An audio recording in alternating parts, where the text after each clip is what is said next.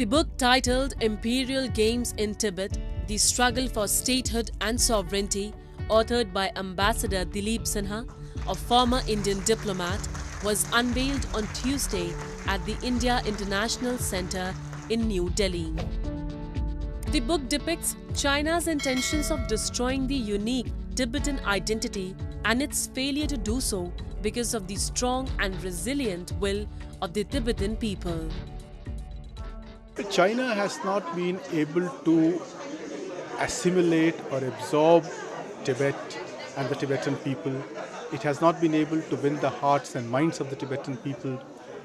So China is doing what it does best, which is to try and control them by force.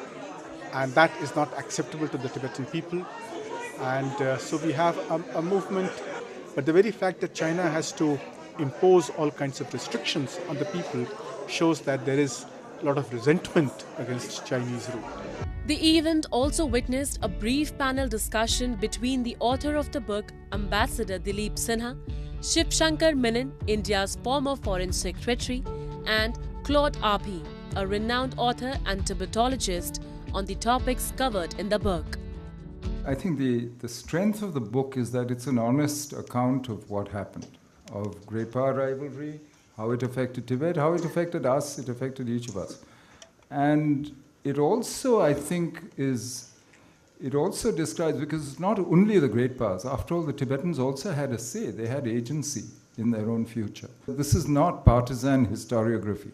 It's a straightforward account based on the archives of what actually happened. But it shows you how these things work, how they worked in the past.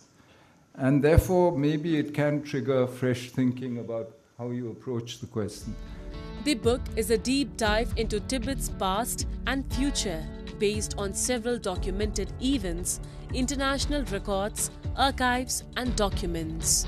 It provides the reader with an analysis of how Tibet became the playground for global geopolitical ambitions and what the future may hold for this region fighting for statehood.